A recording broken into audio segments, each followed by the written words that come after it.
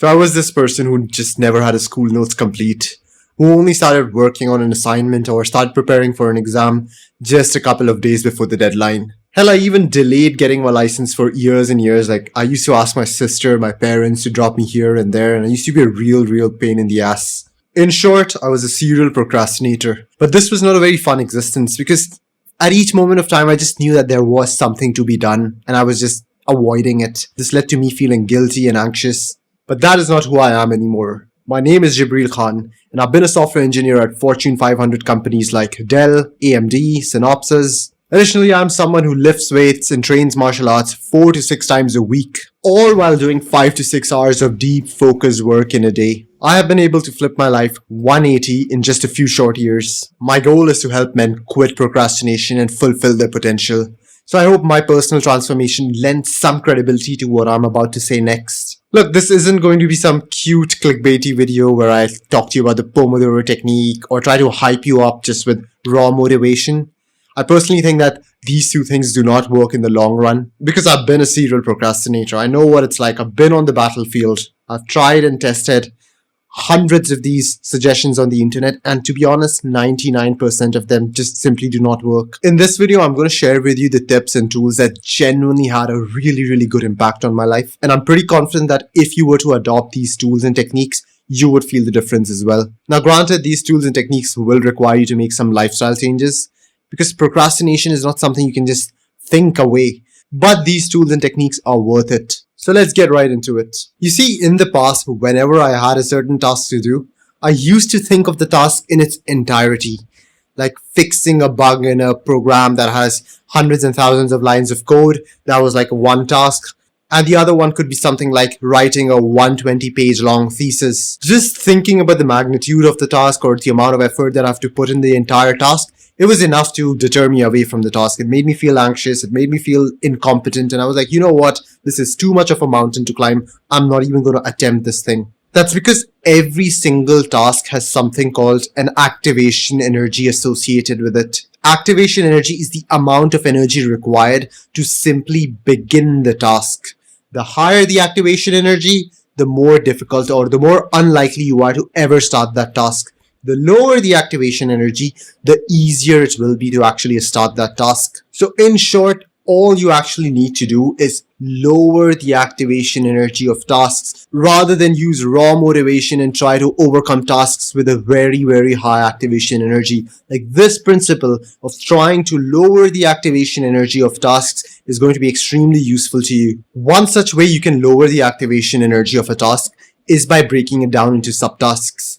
I know this sounds simple, but hear me out. So instead of viewing my task as writing a 120-page long thesis, I viewed it as writing one particular chapter of thesis. And if that even seemed overwhelming, that chapter gets reduced down to writing one particular page of my thesis. And if that even seems overwhelming, then I will simply break it down to writing one particular paragraph of that thesis. And trust me, you can break this task down into more and more subtasks until you find something that you're reasonably comfortable with, something that does not make you anxious, something that does not scare you, something that just has the right amount of activation energy that you can actually overcome. And trust me, you can break down every single task into subtasks. Tasks as simple as brushing your teeth can be broken down into multiple subtasks. Tasks as complicated as winning the Olympic gold can be broken down into subtasks, like one training session at a time, one set at a time, one rep at a time.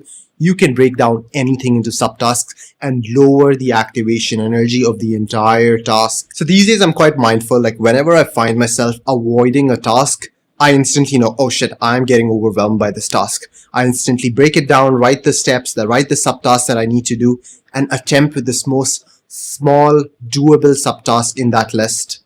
And eventually, once you start doing these small subtasks, you're going to realize that you're going to build in confidence. You are going to get a hang of the task. And then eventually you are going to attempt larger and larger subtasks. It's like the snowball effect. It gives you momentum. So I would definitely recommend that you start with those small baby steps, start with the small subtasks, and eventually the momentum will take care of things. You will build the motivation, you will build the momentum, and eventually you will start doing those core chunks of that task. And this thing is like practically a superpower. You don't know the number of days I've just woken up and felt like doing absolutely nothing. Like those days were going to be completely wasted. That's the sort of mood that I woke up in. But then I just decided to do one particular subtask and the momentum just carried on, carried on, carried on. And before you know it, I'd completed like 4 to 5 hours a day of deep focused work. If you're someone who enjoys watching these low dopamine videos where I provide you with information rather than entertainment, then consider subscribing to the channel to watch more of such videos. Initially, whenever I picked up a new activity like working out or reading, I used to go all out in that particular activity. Like I used to start training like 1 to 2 hours a day, lifting a lot of weights, going max out on the intensity. I used to start reading like 10-20 pages a day, a chapter a day even in some cases. But this sort of trend, this motivation, it eventually depleted. Like after 3 to 4 days, I stopped doing these activities entirely. I realized that I was just relying on raw motivation. Maybe I watched a movie, maybe I watched some Instagram reel that pumped me up and I was like, yes, I'm going to change my life. But that motivation just ran out and then I stopped making any sort of progress in these activities. And this just didn't happen once. This was like a bloody vicious cycle. Highly motivated, did a lot of that behavior with intensity, and then no motivation at all. Completely stopped that behavior for weeks until my next burst of motivation. And I thought to myself, how do I escape this vicious cycle? I need some consistency in my life. That is when I learned about the principle of identity. You know, even back then when I was a serial procrastinator, there were still things that I could do consistently and that came kind of easy to me. There were things like playing football or watching documentaries or even brushing. Like I didn't have to think about these behaviors. They were just automated, right? They required very little effort and energy from my side. It wasn't something like going to the gym or reading. They seemed to be far easier to do, the activities that just came automatically to me. And I wondered why that was. Turns out that these activities were easier for me to do was because these activities were part of my identity. Think of identities as voting boxes. Like there could be a bunch of voting boxes, a bunch of different identities. An identity of a reader, an identity of an athlete, an identity of a rock climber, an identity of a student, an identity of someone who's very studious and intellectual. There are all these identities around us. The more votes you cast, meaning the more number of times you do a particular activity, the stronger you make that particular identity. So if you go to the gym often, your identity of a person who goes to the gym becomes stronger and stronger and stronger and stronger. For example, like a person who's been going to the gym for 10 plus years, he has casted thousands of votes in his identity box. For him, doing another workout session is kind of easy. He doesn't even have to think about it. He just has to wake up and the behavior is practically automated. But for someone who has never worked out before, who has never done a single set of push-ups, for that person, going to the gym and working out it's a mountain of a task. That's not part of his identity. It's foreign behavior to him. It's unnatural. His body sends a message that this is foreign, this is unnatural, you've never done this before. And the reason why tasks that are part of your identity are just easier to perform is because they have a much lower activation energy.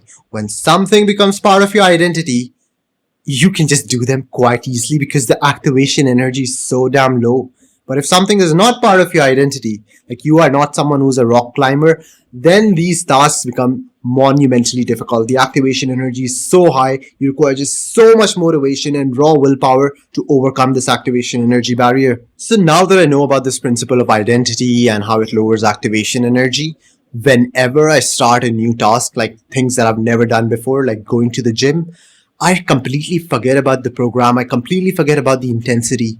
My goal is just to do that activity consistently.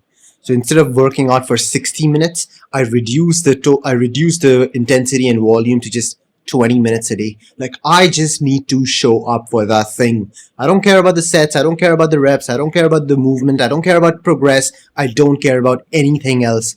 I just need to cast enough votes in that particular identity box. If you're someone who's just started the gym, there are going to be days where you don't feel like doing a single set.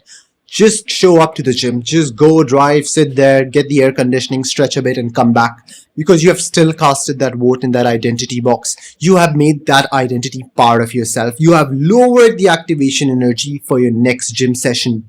And I realized that once you get that thing as part of your identity, you have done that thing enough times, like you've gone to the gym for 3, 4, 5, 6 weeks, then it's time you can step up, you can make progress in that activity, increase the intensity, learn more complicated movements, increase the duration of your workouts. It is only then, when the thing is part of your identity, should you make that behavior more challenging and complicated.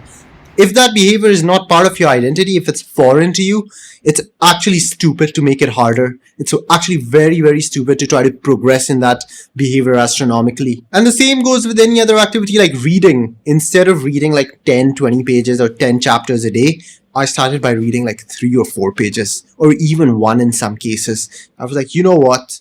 I gotta be consistent at this. I don't care about the intensity. I don't care if I finish a book a week like I was trying to. I just need to be consistent. I need to show up for myself every day, and I need to cast a vote in the box of a reader. I am Jibreal Khan and I am a reader. I was building my identities. Any new activity, my goal was to make it part of my identity. Using this identity mechanism, you are never going to procrastinate behaviors that are part of your identity. They simply are. You are naturally going to gravitate towards them. Like, if you are a person who has been going to the gym for 10, 20 years, if you're a person who has been reading books every single day for 10, 20 years, these activities will like pull you towards them. You don't have to make effort to do them. They are part of who you are. They are part of your day. You wouldn't know what else to do. And that is how you will actually eliminate procrastination, by making these things part of your identity. You no longer have to use raw motivation to push yourself towards them. These activities will call you. Like right now, just identify these activities in your life. You have identities already, right? There are behaviors that call you towards them. Now granted, they might be shitty behaviors, they might be useless behaviors, like they were in my case. All you have to do is make these positive behaviors, make these helpful, good behaviors part of your identity, and you are set. Goodbye procrastination. If you are someone who's ambitious and really wants to live up to his potential, but procrastination and bad habits, these things are just really pinning you down, then make sure that you click the link in the description and book a one-on-one call with me. Perhaps I can help you out.